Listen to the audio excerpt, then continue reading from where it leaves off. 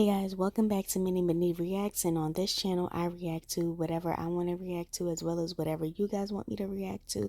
So if you have anything you would like me to react to, please leave it down in the comments below. Also guys, please make sure that you are liking, commenting, subscribing, sharing my videos, and turning on your post notifications. That way you can be notified every time I post a video. Today we are going to be reacting to the tea room, and it's labeled Corey and Danni evicted, must vacate in 3 days. Dwayne explains why he didn't buy a house with Nique. So we're gonna jump right into this video and see what the tea room is talking about. So let's get into it.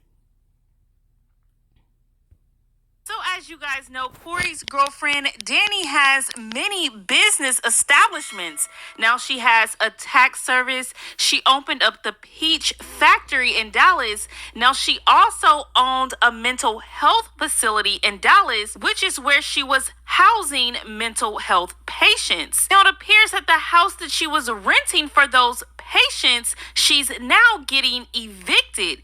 It states that she has a 3-day notice to vacate for non-payment of rent. You guys remember, Corey was also evicted from his apartment in Miami for non-payment. So now Danni goes onto Facebook and she posts, "I'm just like my man. One of the facilities, Chance to Change, wasn't meeting the goal, so I'm closing that one. $800 per month per resident wasn't making the cut. So who is about to continue to take money from their personal accounts to run that second home? So clock that tea. I'm closing that one and I'm not paying ish until the state pay me.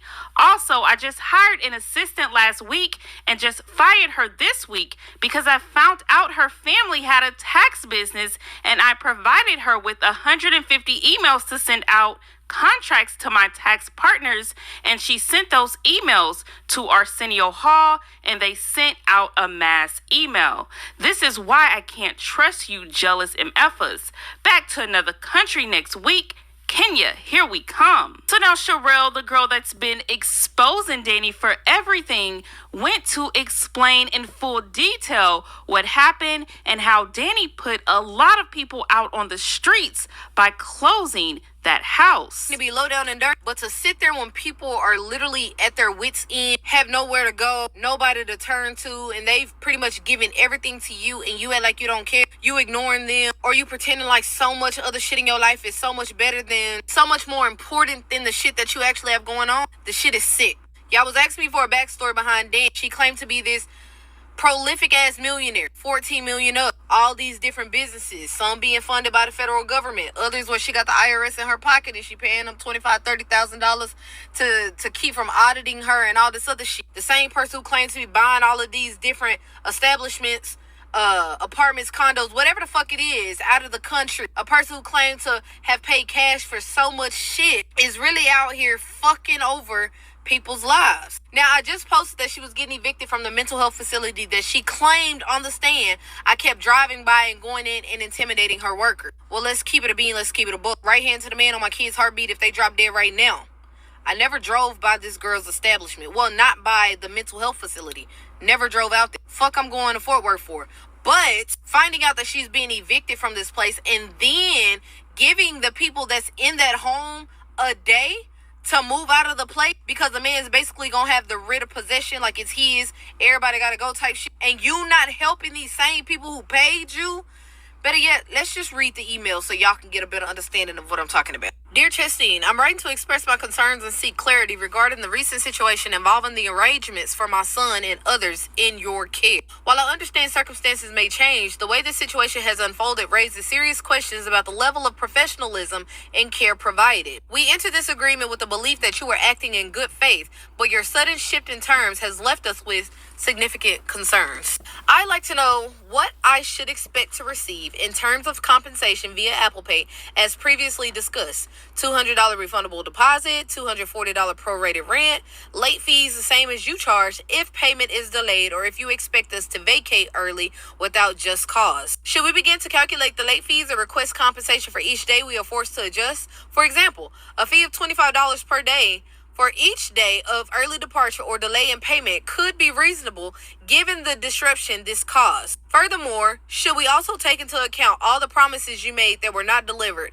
It's only fair that we evaluate these unmet commitments as part of any further discussion. It has been suggested to me to contact the relevant authorities, including APS, Adult Protective Services, given the treatment of the individuals with disabilities under your care. So when I mentioned how them people was being treated in that mental health facility, how they had the best one, the smartest one, the more competent one handing out medicine because the people that was working there quit because Danny wasn't paying them. So how you have a mental health facility, but then you have the people that's supposed to be living there receiving care doing the work of the people that you're supposed to hire to be there. But you're getting all this money from the government. They're paying you X amount of dollars monthly, but you can't pay the rent, you can't keep the lights on, you can't keep the Wi-Fi connected. Make it make sense. But you're always there. Well, in your messages, you only go once a month, and that's to what?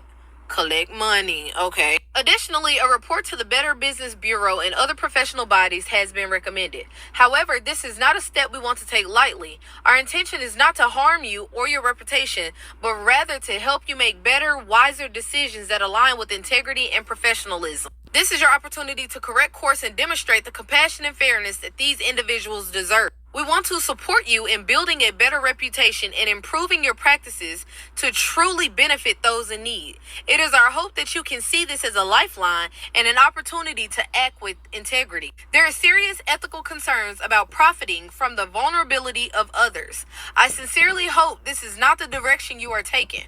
We are all here to serve and support one another, not to exploit those in difficult situations.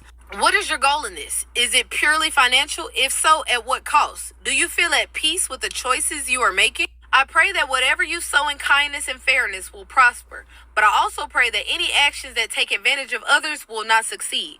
It's never too late to make a change, and I hope you will consider taking the steps necessary to correct the situation. I look forward to your response and to working together in the best interests of all involved. And if you're a bit confused, let me break it down for you. In layman's terms, this girl was receiving money. She was receiving money for the people that was living in the little mental health home. Not only was she receiving money, people for that was over, like guardians or whatever that was over the people living in that home, some of those people were paying her money via Apple Pay. But the problem arises when they're already receiving money for you to be able to take care of rent, to take care of utilities, to take care of whatever it is that those people need, and you're not doing it. And now those people have to try to figure out, where is this person going to go? Where am I going to send my son? Where am I going to send my brother? What other accommodations can I think of on the sly? Because you are taking money August and September, but you're not paying the rent. And here we are at eviction, and you're putting us in an uncompromising situation to where we gotta disrupt our life and figure out what the fuck is going on because you can't uphold your end of the bargain, if that makes sense. You're very unprofessional. You don't like to communicate. And I feel like you're taking advantage of those who seem less fortunate to you. You're in this solely for the money. You don't give a fuck about anybody in your facility, because if you did, you'd be trying to rectify the situation professionally versus me consistently having to reach out to you to figure out a resolution to the issue. That's what's going on. And it only gets worse. 6,000 emails I gotta send out to a bunch of people, which is so crazy, but this shit is sickening. This shit is just, this is low down and dirty. There's no fucking way you doing them people like that. There is no fucking way these folks are reaching out crying and asking for you to just be a businesswoman and you can't do it. But you consistently flexing how you out of the country, buying this, buying that, investing in this, investing in that, when you got shit here in the country that you need to take care of. But I digress. As it unfolds, I will come in untold. I tried to make that rhyme, it didn't. But so about a month ago, Dwayne shared with everyone that he actually just to like pause it right there, because that was a lot to take in, and I just feel like what Sherelle is saying is true, like as far as taking advantage of these people that like really need help and really need assistance. I feel like she shouldn't have opened a mental facility if she knew that she wasn't going to be able to keep up with everything that it took to make sure that it was up and running and functional, because that is absolutely crazy how you're using the people that live there to work there because you're not paying the people that you initially hired to work there. Like, that's crazy. And now, because it's not making the money that you thought it would make, now you're closing it down and you're forcing these people to either one, be homeless, or two, having a scramble on what they're going to do and how they're going to take care of their financial needs. Like, that's absolutely insane. And it's fucked up, but like, a lot of the times, a lot of people do shit like this. Like, they try to do things like out of the kindness of their heart because they feel like they could really help some people. But then when they feel like they can't, instead of just trying to spend the additional money that it takes to rectify the situation, they rather just close it down, and they don't care about how it affects the people that have been paying them, have been housed in these situations. And that's what's not good about it, because now you done strip these people from their money and their resources and all of this, and now you're on to the next big thing that could possibly make you more money. And that's crazy to me. That's crazy to me. Like, giving somebody a day to vacate some place where they've probably lived for months, for weeks, for years. I mean, I don't know how long she's had that mental facility, but it's just a fucked up situation to be in for people that like really need help. And then on top of it, you're also not trying to help these residents get situated somewhere else. So you're giving them one day to collect their shit and vacate the property, but then you're not giving them the resources or even the funding that they need after they've paid you all this money to help them figure out their lives or help them on the next step of what they have to do. And that's so crazy and wicked. But a lot of people that make money in this way, they benefit off the people that don't have the money. Like, I worked for a nanny agency because I work as a nanny in real life. And there was this lady that she would hire all these nannies and sign them on as self-employed workers. So then once the family signs you over, she basically was taking the money from the family and then paying you. So all in all, the family that I worked for paid her like 12 grand. And she didn't pay me for 6 weeks. So that put me in an unfortunate situation. And then while I'm telling her, hey, I don't have money to pay my rent. Hey, I don't have money to pay my credit card bills. Hey, I don't have money to pay my car payment. She's like, oh, I got this going on and I got this going on and I just had a miscarriage and all of that. And for me, I'm just like, okay, like, I get that all of these things are happening to you and I'm sorry, but like, I'm a mom too, and I have to make sure that I can take care of myself and my son. And unfortunately, people like that, they thrive off of shitting on people that they know can't defend themselves back. So like, she was doing this to like elderly nannies that were like applying to work with her. Like, she was setting up with these families and taking thousands and thousands of dollars from these families and then not paying all of her nannies.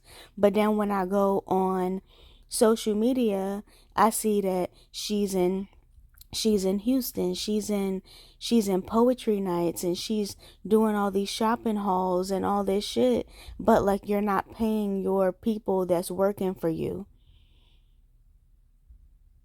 So, like, it's people like that that will eventually learn their karma. So, it's going to catch up with her. It's definitely going to catch up with her. But we're going to jump right into Dwayne